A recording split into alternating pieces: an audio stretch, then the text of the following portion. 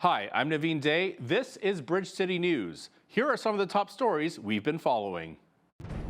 8 pro-Israel protesters were injured following a terrorist attack in Colorado.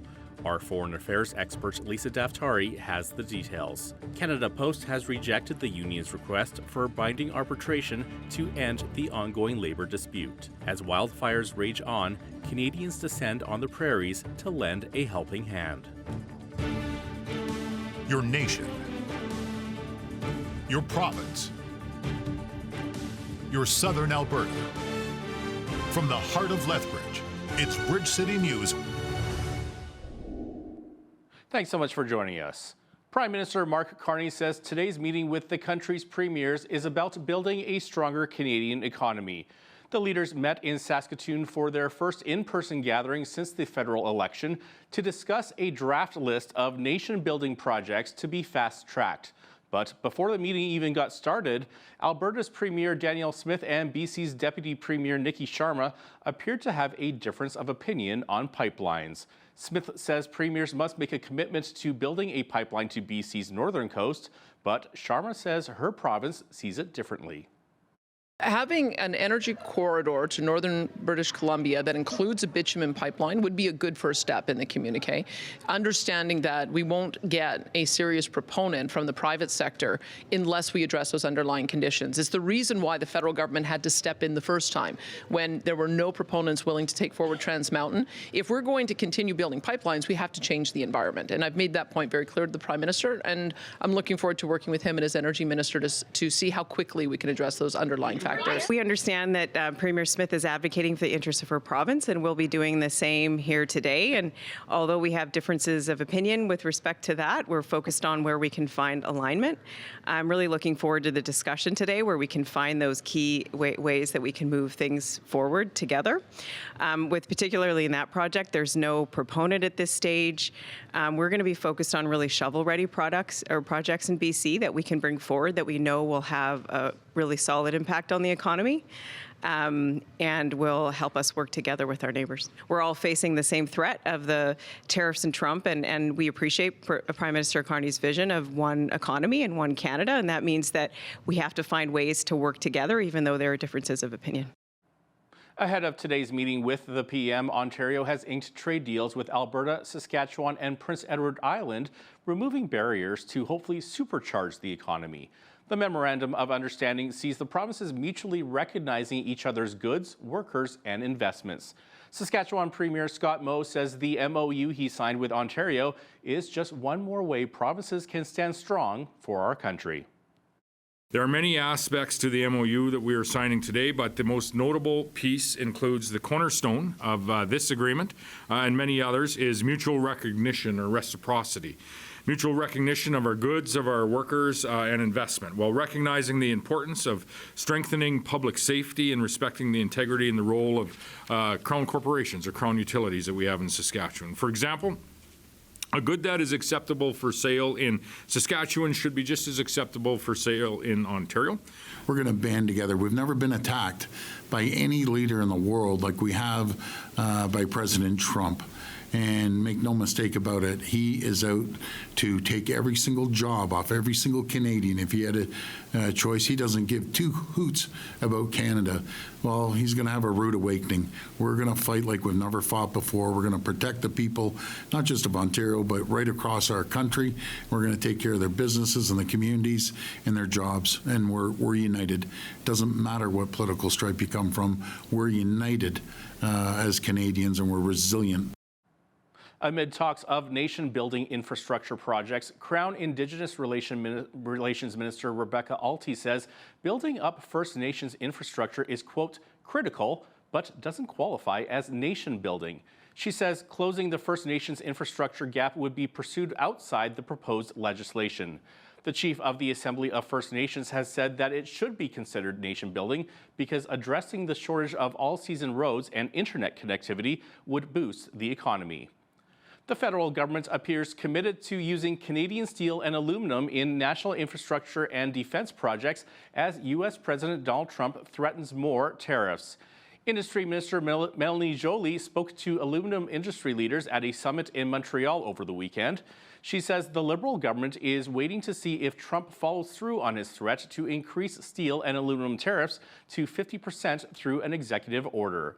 The United Steelworkers Union welcomed Jolie's remarks. Canada Post has rejected a request from the Canadian Union of Postal Workers to send their ongoing labor dispute to binding arbitration. The company says it wants to, quote, restore stability, and binding arbitration would do the opposite. It has asked Federal Jobs Minister Patty Hajdu to force a union membership vote on its latest proposals. Those include a 14% cumulative wage hike over 4 years and part-time staff on weekend shifts, a major sticking point in talks. Over the weekend, Canada Post workers gathered in 13 cities across Canada, holding rallies to raise awareness of the ongoing labor dispute between their union and employer.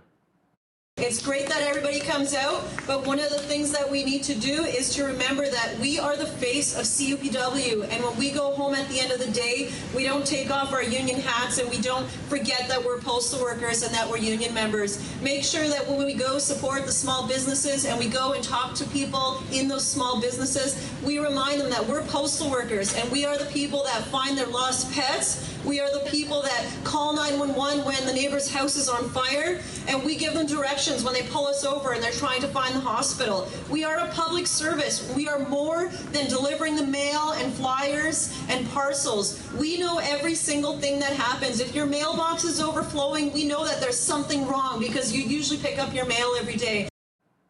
The Frontier Centre for Public Policy have released a real-time counter on their website that tracks revenue loss from oil and gas prices discounted to the United States. David Lease, the president of the Frontier Centre, says this counter visually highlights not just forfeited dollars, but also the opportunity that Canada is missing out on becoming a key energy partner in the world. Lease says the counter was developed with the help of multiple experts to gather the right numbers, approximately a loss of $30 billion annually.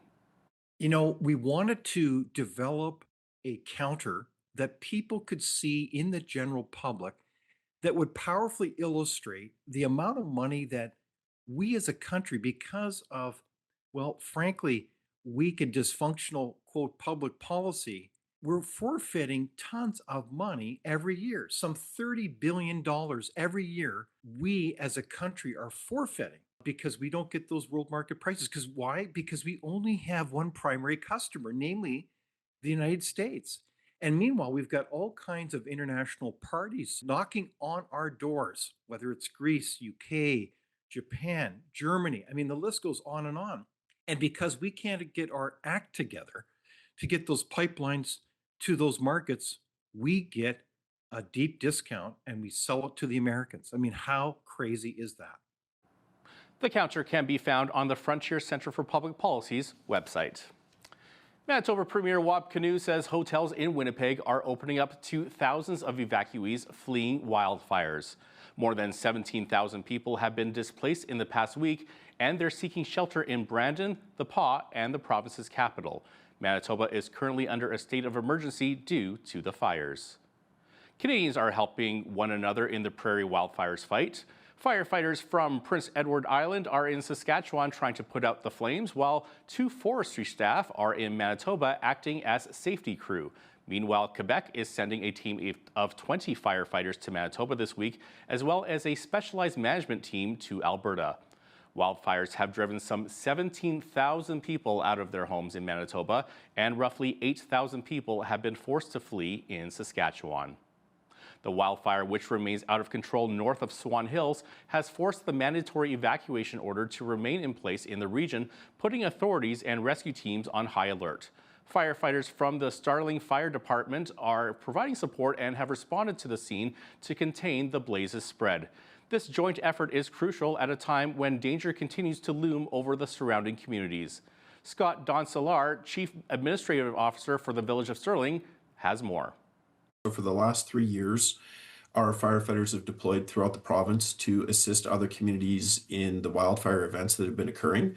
And this year they were deployed to Swan Hills so that they're able to help protect homes and those communities while they're dealing with the wildfires. We have 3 firefighters, and then 1 member of Coaldale is participating with us. So quite typically what we see is a 2-week deployment window, but that can vary. Last year we went to Jasper, and the year prior to that we had crews deployed to Edson, and they were actually displaced throughout northern Alberta. So we've always practiced the philosophy of we're here to help our neighbors, because even in the south we've experienced wildfire events that have impacted Lethbridge and the community areas. And we would hope that if we were suffering similar events, that those communities would also send resources to help us. Now, some recommendations for the community include gathering pets, important documents and medication, enough food, water, and supplies for at least 3 days. A reception center is set up and located at the Allen and Jean Miller Center, located at 58 Sunset Boulevard in Whitecourt, Alberta. All evacuees are encouraged to register at the reception center. RCMP are investigating a fatal motorcycle collision that occurred in southern Alberta on Sunday. At around 5:30 p.m., Tabor Vauxhall RCMP as well as EMS attended Highway 875 south of Range Road 141, where it was reported a motorcycle left the road and crashed. The rider, a 70-year-old man from Regina, was pronounced deceased at the scene. Police have offered their condolences to the victim's family and are continuing to investigate the incident. Data shows more and more Canadian teens are getting hooked on flavored vaping products. The 2022 Canadian Student Tobacco, Alcohol and Drugs surveyed 9 provinces, and the results showed 8% of students in grades 7 through 12 were vaping every day, 12% in grades 10 through 12. The advocacy group Action on Smoking and Health says there's an urgent need for more regulation. BCN's Heidi Echeverria has more.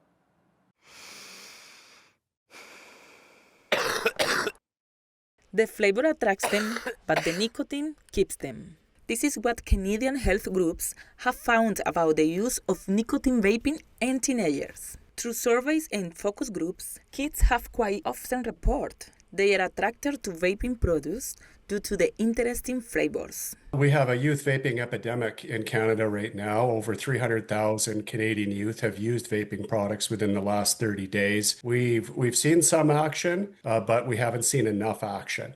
And this problem has persisted for too long, and we know what the solution is, and we have to pursue it vigorously. According to Physicians for Smoke-Free Canada, restricting flavors in vaping products was a commitment made by the Liberal Party in the recent federal election. This group is asking for regulation to ban flavors in vaping products to be finalized. But beyond promises and demands for those promises to be fulfilled, let's look at why there is a need to remove flavor from nicotine products. So, Stats Canada report, flavors has been identified as one of the potential factors contributing to the high proportion of youth vaping in Canada. Flavors are one of the primary drivers attracting young people to vaping products. So if we can remove the flavors, we're going to be protecting many, many kids from those products and from nicotine addiction. And nicotine addiction, we all know how harmful that is. That is a fundamental health hazard that is associated with tobacco use and vaping products. And kids who vape are 2 to 3 times more likely to become smokers. That if you're offering an alluring product in chocolate or strawberry or mint, that is going to be a huge attraction for kids. And there's a smell associated with these products as well, and that's very appealing. We're encouraging the new minister within the first 100 days to implement a national ban on flavored vaping products, and for her and her provincial colleagues to follow through on the other recommendations of their chief medical health officers. That includes a flavor ban, it includes more prominent health warnings, it includes plain packaging like we have on tobacco products. While we have already discussed the mental impact this product has on youth, it's also important to mention the impact it has on other areas of health. According to Canadian Cancer Society, e-cigarettes alone can still cause harm. E-cigarettes with nicotine are addictive, and using them can lead to dependence. To top it off, increasing evidence shows e-cigarette can cause serious health issues, including lung and heart problems. For Bridge City News, I'm Heidi Echevarria. The city of Lethbridge has begun the process of modernizing the Henderson Ice Center to improve functionality and accessibility. The arena, built in 1975, will see 4 new dressing rooms with their own washroom facilities built where the former practice ice once stood. Additional upgrades to the lobby, existing dressing rooms, and seating will also be worked on. The project is budgeted to cost $6 million over both phases. So phase 1 is 4 dressing rooms with 4 private washrooms. Phase 2 is a new front entrance lobby, a new concession space, and a new ticket office. And then we're also going to upgrade all of the existing washrooms to be to the current level of barrier-free accessibility, which is a huge component of this as well. So it'll be very barrier-free. These 4 dressing rooms will have a ramp down to them, so they'll be fully barrier-free. Phase 2 will include a new front entrance and quite a bit of reno of the existing facility. This is basically, we're taking over what used to be a small little mini practice rink, and we're converting it into 4 dressing rooms. It's been decommissioned for 10 years or so just because of high maintenance costs. Phase 1 of the project, now underway, is aimed for a fall completion ahead of next year's ice season. Phase 2 will be similarly beginning in the spring of 2026 and to be completed in late summer. Bill Peters, the former head coach of the Lethbridge Hurricanes, has signed a new head coach contract in Germany for the 2025-26 season. He signed with the Augsburg Panthers of the DEL, the country's top hockey league. This will be Peters' second stint in Europe after previously coaching in Yekaterinburg in Russia's Continental Hockey League. Peters led the Hurricanes last season to the conference finals and was awarded WHL's Coach of the Year award. The Hurricanes will continue their search for a new head coach. On Sunday in Boulder, Colorado, 8 people who were peacefully protesting for the release of those still being held captive by Hamas were attacked by an Egyptian man with a makeshift flamethrower device. Foreign affairs expert Lisa Daftari says the mainstream media didn't seem to want to bring attention to this story. You know, this story hasn't spread so quickly. Someone wrote on social media, why is it that we knew about George Floyd in minutes? And in this case, peaceful protesters that were attacked, to be killed by a radicalized man. Nobody knows about this story. And Reuters this morning, Naveen, even tried to bury this lead and say just a man threw incendiary devices at protesters. Nothing about his radicalization, nothing about the motive, nothing about who these people were. These are do-it-yourself type terrorists that have taken it upon themselves. They think they're going to free Palestine by killing innocent people in the West. That is the call of jihad that they subscribe to. An example has to be made out of this man and others who try to pull this. This is just horrific. Lisa also gives an update on Ukraine's latest attack against Russia just before Volodymyr Zelensky and Vladimir Putin were set to meet for peace talks in Turkey. Catch my full interview with Lisa Daftari from the Foreign Desk coming up later in the program. Bridge City News will not be seen at its regular time slot tomorrow night, but viewers will still be able to see an exciting Miracle Channel special called Unlocking Heaven's Resources. This is a live event from our Calgary studios hosted by CEO Jeremy Prest, and will give Southern Albertans a great opportunity to see what's new at our nonprofit organization, the home of Bridge City News, and what's on the horizon for the months ahead. Don't miss next week is our fundraiser, June 3rd and 4th, 5 p.m. Mountain Time. It will bless you. I promise you. Set your clock, set a reminder, write it down, send it to a family member. When you hear Jim Baker's teachings, it'll rock your world. It will bless you greatly.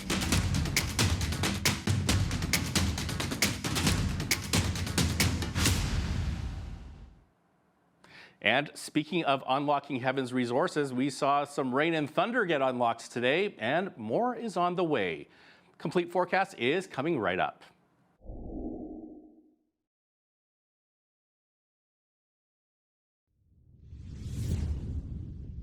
Our 7-day forecast has us with a chance of rain for today with a high of 17. Tomorrow we'll have a chance of thunderstorms with a high of 18. Wednesday we'll have a high of 21 with sunny skies. Thursday we'll have sunny skies with a high of 24, and Friday we'll have a nice hot 27 with sunny skies. Saturday we'll have a high of 20 with partly cloudy skies, and Sunday we'll have a high of 23 with sunny skies. Our almanac has us with an average high of 21 for this time of year with an average low of 7. The record high on this day was set back in 1914 with 33, and the record low is set back in 1984 with -2. The sun rose at 5:28 a.m. today and set at 9:31 p.m. Our national forecast has Vancouver and Victoria with nice sunny skies and highs of 19.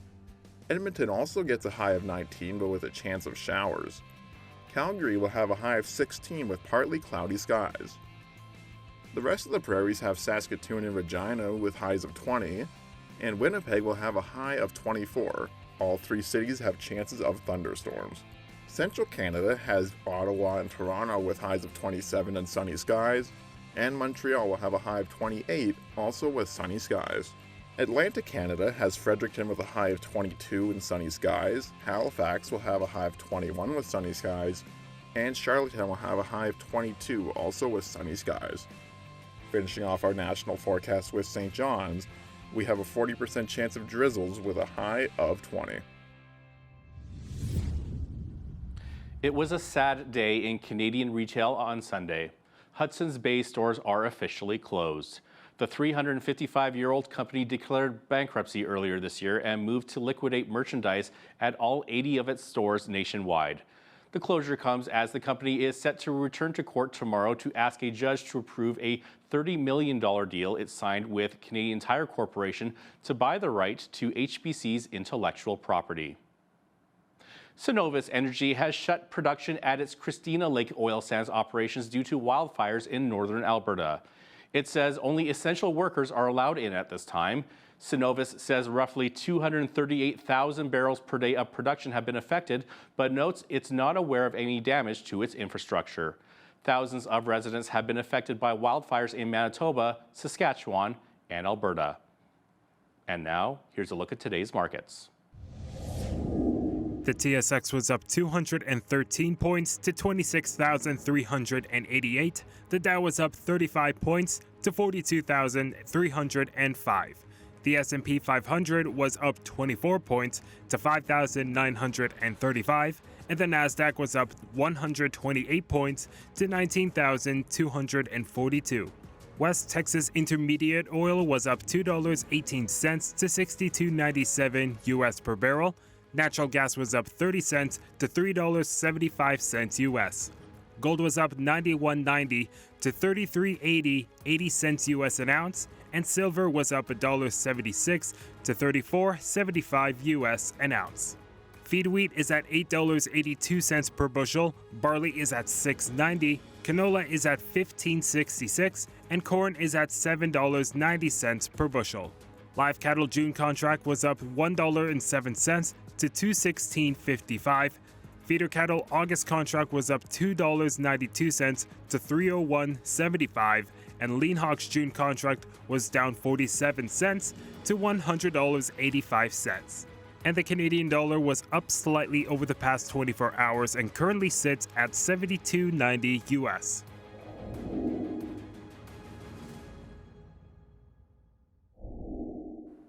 Recapping one of our top stories, Canada's premiers met with Prime Minister Mark Carney today in Saskatoon. They've met as a group to talk about a draft list of national interest projects that could be fast-tracked. Saskatchewan's Scott Moe and Alberta's Danielle Smith want an energy corridor between northern BC and northern Manitoba. Meanwhile, Manitoba Premier Wab Kinew says Hudson Bay in northern Manitoba can become a port of interest for oil and other goods. Officials in the U.S. have charged an Egyptian man who was in the country illegally with a hate crime and attempted murder. This comes after he allegedly threw explosives and fired a makeshift flamethrower at a pro-Israel group's gathering on Sunday, setting numerous people on fire. Our foreign affairs expert Lisa Daftari will have the details right after the break. Also, when you see news happening in your community, be sure to send us an email at info@bridgecitynews.ca. You can also visit our website or YouTube channel anytime to check out more of our stories and interviews.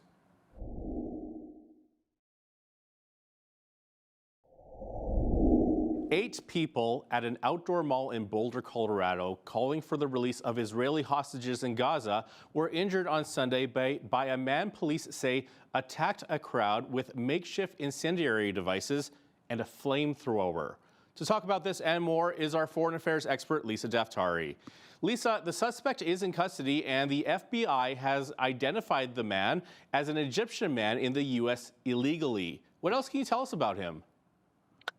Horrific, horrific. A man who is so ideologically driven, so radicalized, he thinks he's going to free Palestine by trying to take the lives of peaceful protesters. These were peaceful protesters, mainly Jewish protesters, who were protesting peacefully for the return of the 58 hostages that are still left in Gaza, being held by terror group Hamas.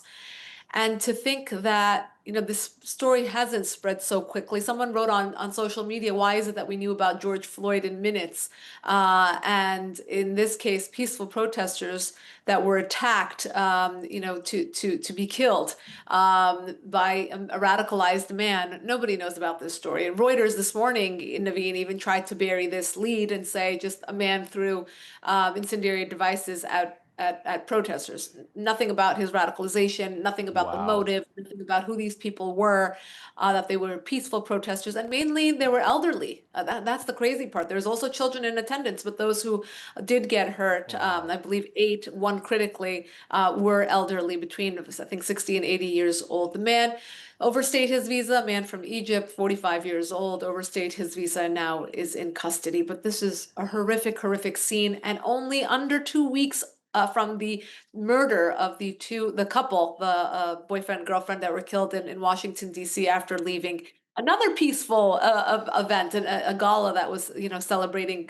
peace or trying to bring about peace in the Middle East. So horrific, horrific. We have to put a stop to this. This is going to be, just the coming attractions of what is to come in the Western world. We're watching as it unfolds in Europe as well, with stabbing attacks, car ramming attacks. These are do-it-yourself type terrorists that have taken it upon themselves. They think they're going to free Palestine by killing innocent people in the West. That is the call of jihad that they subscribe to. An example has to be made out of this man and others who try to pull this. This is just horrific. Horrific is the perfect word to describe this. I can't imagine what it would be like to witness people like age 52 to 88 being set on fire. Now, speaking of terrorism, the U.S. government is taking what they call a dramatically different approach by using terrorism-related charges against drug cartels. What else can you tell us about this tougher federal approach to drug trafficking? Yeah, I think this is a great way to up the ante at the borders. Look, as you know very well in Canada, our neighbors to the north, that we have an issue with the borders, both in the north and in the south. We have nefarious people coming through and continuing up north, and we have nefarious objects coming through. We have a drug problem in this country. Whether it's fentanyl killing, young people in our suburbs or other types of narcotics, there is a problem. So this is a good way to start really cracking down, to up the charges, treat them as terrorists. Again, make an example out of the few so that we don't continue having this problem going forward. And really, clamp down. This is the time to do so. I think this is a great way also to partner up with our neighbor in the South, Mexico, and again with Canada, to find issues and interests that we all have aligned, and to work together to bring about justice, to keep people safe, to keep drugs out of young people's hands. That's taking senselessly, killing people senselessly throughout all of our countries. And I think this is a great way to start doing that. Russia's Vladimir Putin and Ukraine's Volodymyr Zelensky met in Turkey with U.S. President Donald Trump. The warring sides said they have agreed at peace talks to exchange more prisoners of war and return the bodies of 12,000 dead soldiers. Turkish President Tayyip Erdogan described it as a great meeting. Lisa, does this meeting signify any breakthroughs on a proposed ceasefire? Meanwhile, we have one of the most escalated exchanges of fire over the weekend, where you have Ukraine actually plans an attack on 40 fighter jets in Russia. This is an attack that had been planned for a year and a half without the United States knowing. They informed the Pentagon after the fact. So this is something that they did not want to be stopped. They wanted to really show Russia that they can also fight back and not not completely be the one on the on the back foot going into these negotiations. So I think this was a very important attack over the weekend. Russia called it a terrorist attack. Obviously, they were blindsided. They didn't know this is when their fighter jets were resting, basically in resting phase, not out on the field. So it was, it was a very smart and calculated attack, and sets them back. These are their fighter jets. So look, we could have all the talks we want until we have the Volodymyrs getting together and deciding that neither side will attack and both sides will agree on the concessions that will be made. We're not going to have any sort of ceasefire, and we're not going to have an end to this conflict. Before it was Putin. Now, I think after bringing Putin to the negotiating table, which is an accomplishment in and of itself, this latest attack will be a setback to that endeavor. Right, and I heard that attack was 18 months in the making, and even the Pentagon was kept in the dark until it actually happened. Now, Trump has berated Zelensky in public in the Oval Office, and he's called Putin crazy, but both countries are keen to keep Trump engaged in the peace process. What are their reasons? I think both sides, I think Trump is right to say that both sides do want an end to this war, right? They want an end, but both sides want their own needs met in the compromise.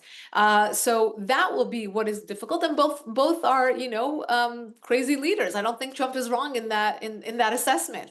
Putin, we know he's a madman. He's a statesman who wants land, and that's what he perceives as power. And Zelensky is not going to back down. I think he wants to show the world that he is not going to take it standing from Putin, and that he will fight for his country and for his people as far as he can go. And that is why he has gone on so many tirades and has come to the United States how many times to beg for money, and has gone to Europe to beg for money to continue fighting back. So I do think they both want that exit ramp. I think what they will agree upon in terms of what that means will be different, but the fact that they are engaging is a good thing. We hope to see an end to this very soon.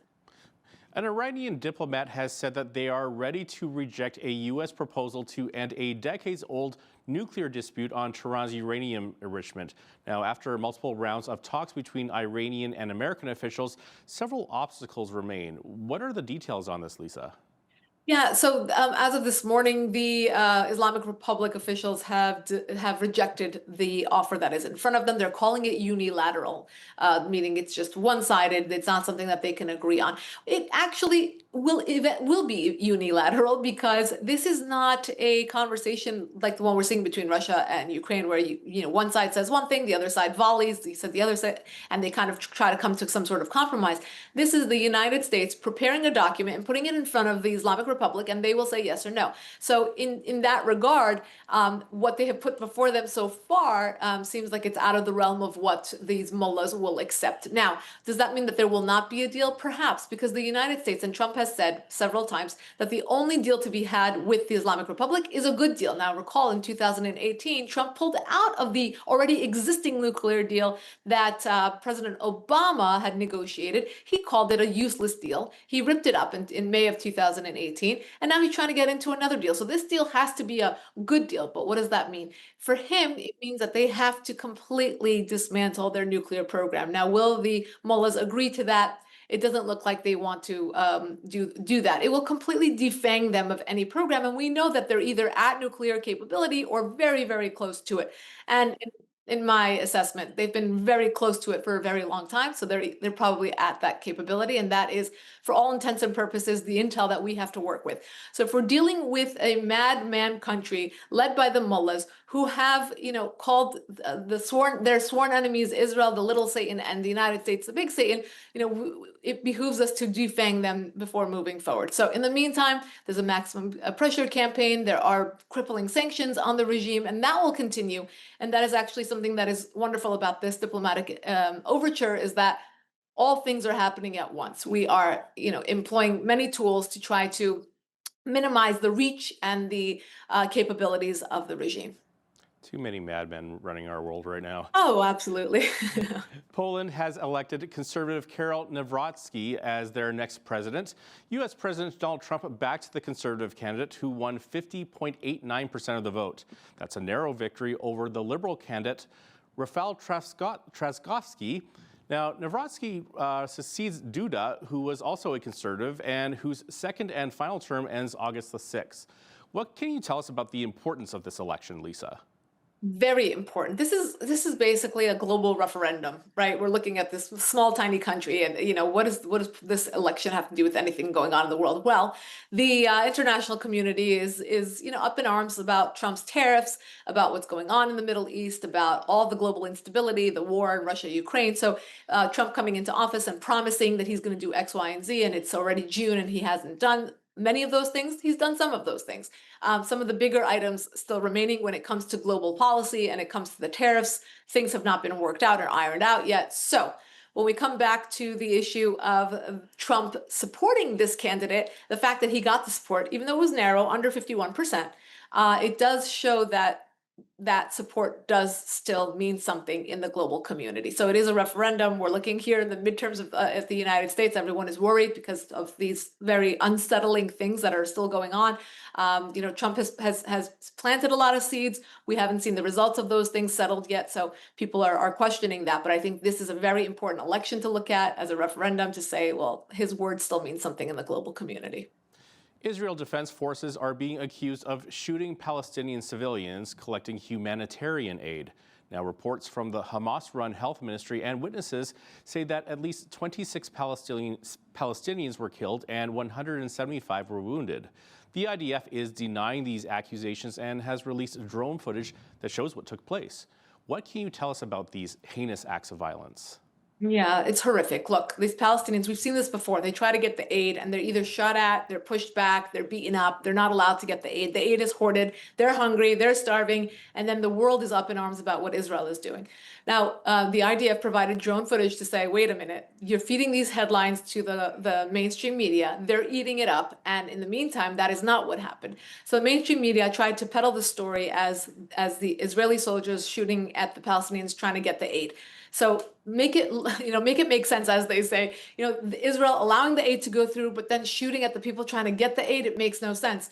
Now, when you think about this, and someone pointed it out this morning, a lot of these mainstream media outlets, major ones, by the way, major cable networks, major newspaper outlets are using stringers, what we call stringers in the field, to bring them these stories. A lot of these stringers have proven to be Hamas operatives. So imagine these double agents that are Hamas operatives that are also feeding stories to the mainstream media that is buying them and basically putting them out. So whatever they tell them, they're putting out. Also, when we're quoting the Gaza Health Ministry, who are we quoting? We're quoting a terror organization. We're quoting Hamas. So this is absolutely something that has to be corrected. This is very damaging. When you connect the dots and you look at what happened in Boulder, Colorado, we have a responsibility as journalists. We have a responsibility to tell the truth. When we peddle stories like this and we frame Israel and we frame the Jews as doing X, Y, and Z, we are creating and adding to global Semitism, anti-Semitism. When we are not allowing these stories to come out, we are peddling and we are pushing global anti-Zionism. And this is an endemic that we have seen for a very long time. So the media completely complicit in this case. And I hope that now that this footage has been put out there, that they go back and they correct this and they actually put out the correct details in that it was Hamas that was shooting at their own people. Something else that I just want to say very quickly is that Hamas is spiraling out of control. They've lost this war. And as we're seeing that, they will continue to try to at least win the propaganda war. And this is why we're seeing a lot of these headlines trying to say, well, it wasn't us, it was them. When we know that they're shooting at their own protesters that are anti-Hamas. These are Palestinians that are crying out, but they will be shot at and killed. But that death toll will say that the Israelis, the IDF killed those people. So we have to watch it. We have to be careful. And I implore people to get news from different sources so that you can cross-reference and see what's really going on in the world. Again, I say too many bad men. Our foreign affairs expert, Lisa Daftari, thanks so much for your time today. Thank you for having me.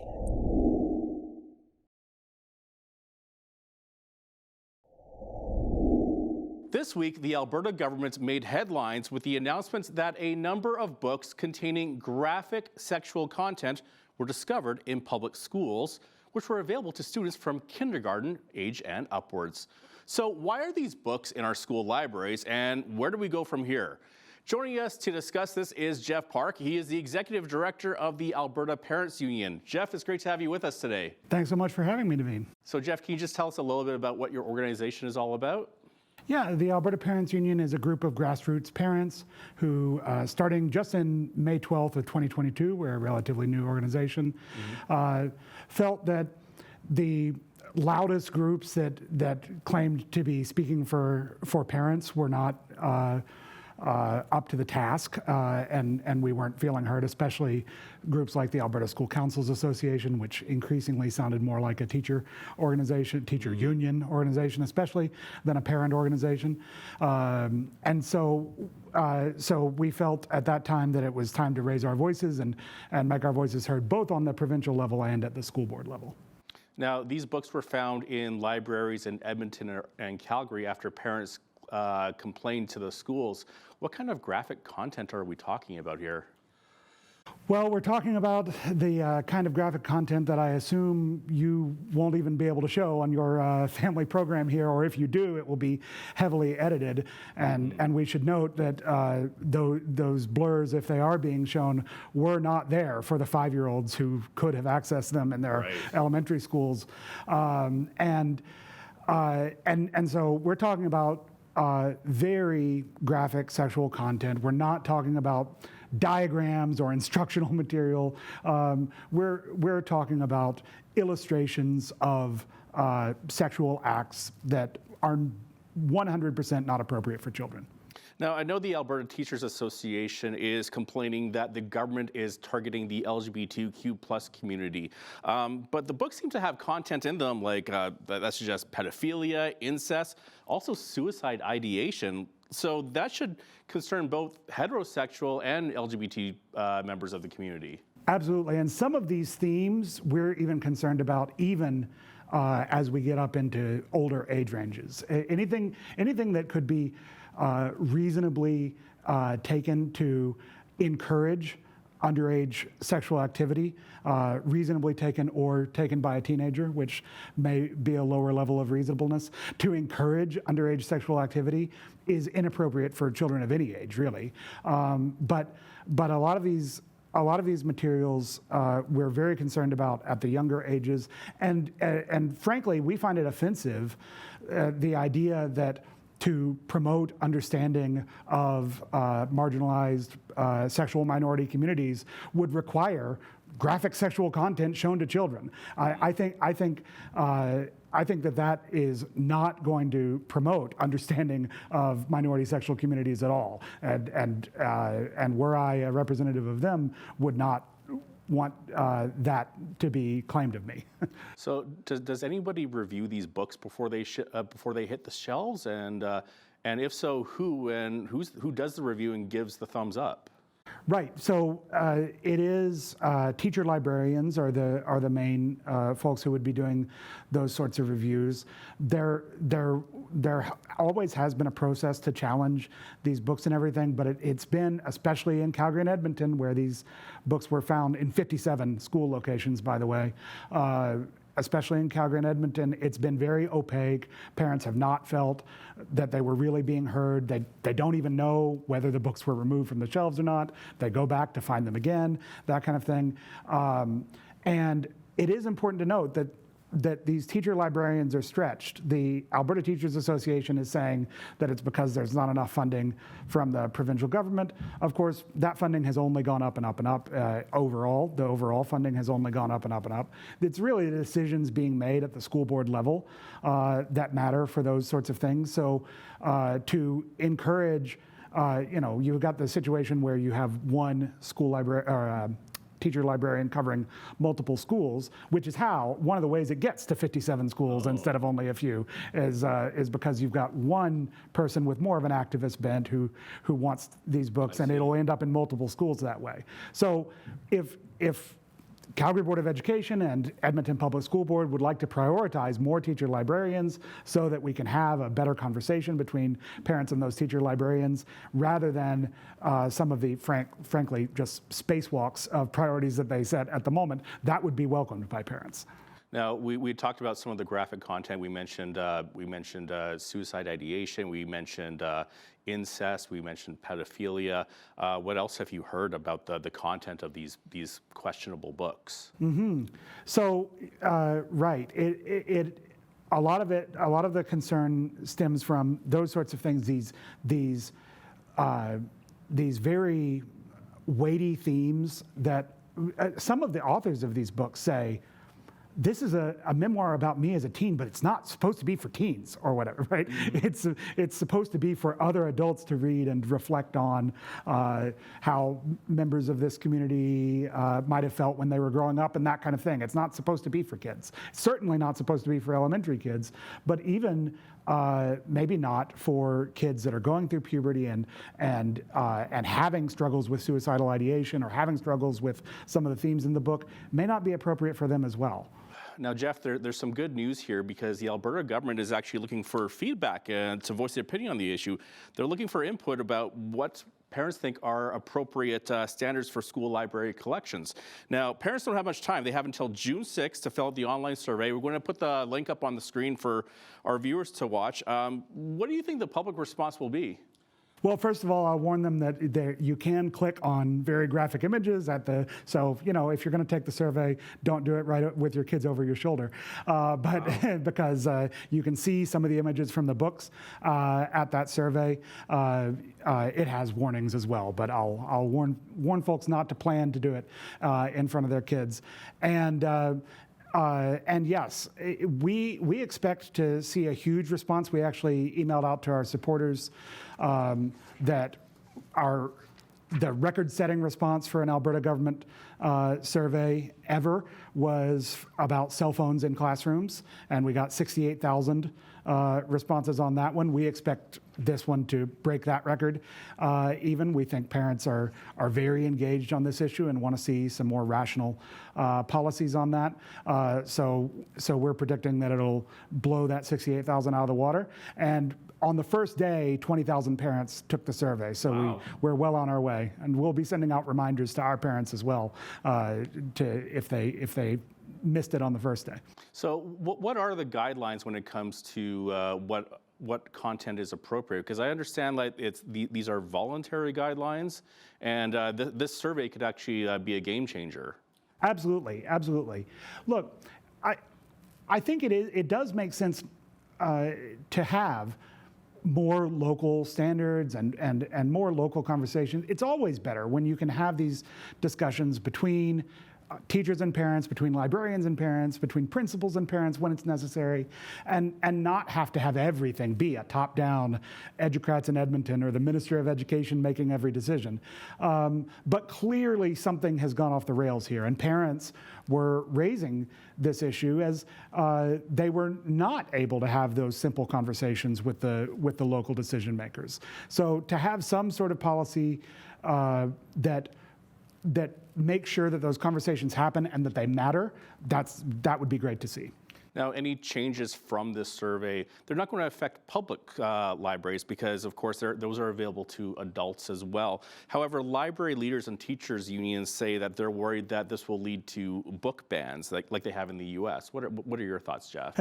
I do find it funny when the accusation comes that this is sort of manufactured, imported from the United States. Yeah, the books themselves were imported from the United States. These are American authors, American books that are being put in classrooms in Alberta, and they are 100% libraries in Alberta, and sometimes classrooms, and they are 100% inappropriate for young children. So, and then the response has been to import the American culture war response of, oh, you're banning books if you don't want kindergartners to have access to very graphic sexual material. So yes, it's being imported, but not by regular parents who just don't want their kids to have access to this material.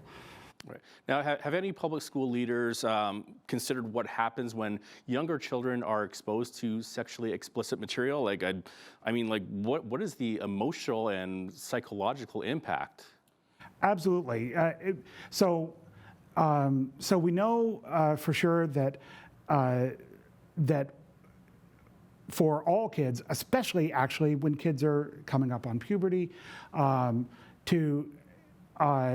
to have some of these ideas promoted away from their parents without having to have parental guidance to sort of keep these ideas and these conversations on the rails. We know that that can have a tremendous impact on kids, and it's really one of the other things I wanted to point out is that's why we see this kind of conflict as sort of inevitable when you've got a sort of a one-size-fits-all system making these sort of decisions. That's why we think it's better to have parents be put more in the driver's seat by things like having choice in education, so that parents can have more of a say in who their kids' teachers are and what that relationship will be with the school, and put parents back in the driver's seat, including those of us who choose to send our kids to public schools. The competition itself lifts all boats. Now, just looking at students in school right now, like school-aged children, they seem to be dealing with more complex issues than we were dealing with when you and I attended school, and it's like their brains have been forced to mature faster. So my question to you, and I'm pretty sure I know the answer to this already, but do we want a society where we allow activists to put books in our schools that try to normalize and encourage sexualized behavior in children? No, of course not. The argument's often raised of some sort of a slippery slope, but the slippery slope runs both directions, if you will. So I think it's actually pretty clear to draw a bright line between keeping graphic sexual material away from young children and broad book bans of anything the government doesn't like, and we'll be the first to speak out against it. As, by the way, we were one of the only organizations, certainly not the Alberta Teachers Association, speaking out about when Peel District School Board in Ontario buried every book in their collection, in their library collection. I think published before 2014 was the cutoff because of outdated themes and that kind of idea.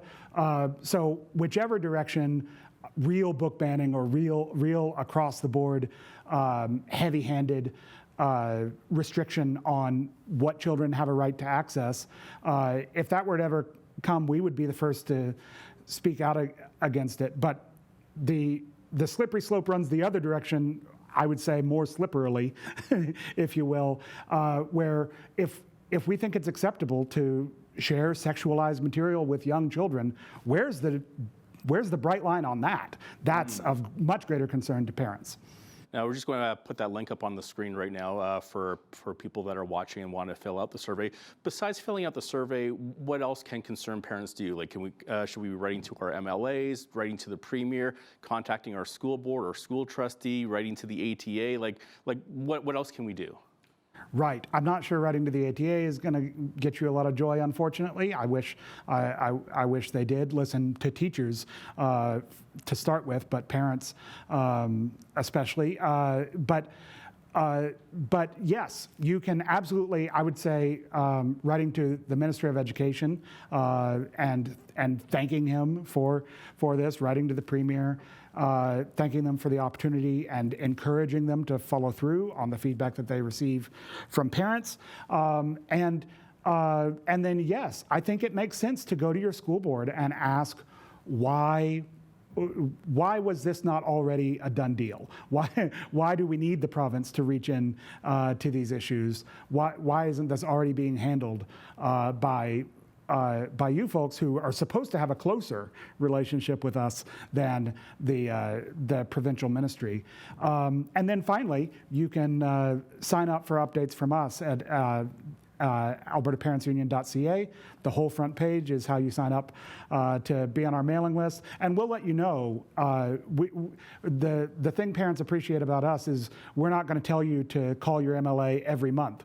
We'll tell you if you call your MLA this month, it might actually make a difference. And folks, busy parents with multiple kids, maybe in multiple schools and all that, and soccer practice and hockey practice and all that, don't have to obsess about politics. Pay us to do that. we'll or don't pay us. It's fine. You don't have to pay us to be on our mailing list, and we'll let you know when the big stuff is coming down the pike. And very quickly, because we're almost out of time, we should also mention that parents have something in their arsenal, because it's only a few months away, but we have an opportunity to vote in better candidates for our school boards this October. Let's talk about that. Absolutely. So October 20th, we're having it at the same time as the mayor and council elections. We're having school board elections, and you know, the turnout for school board elections is very low. So if you actually seek out good school board candidates, if you even go out and help them, most good school board candidates don't have volunteers outside their immediate family. So if you even just help them by knocking on doors or handing out leaflets or something like that. But certainly if you seek out the information and vote for better school board candidates, we can absolutely have a better relationship with parents that way as well. Jeff Park is the Executive Director of the Alberta Parents Union. Jeff, thanks so much for your time today. Thanks so much. I'm Naveen Day. On behalf of all of us here at Bridge City News, thanks for watching.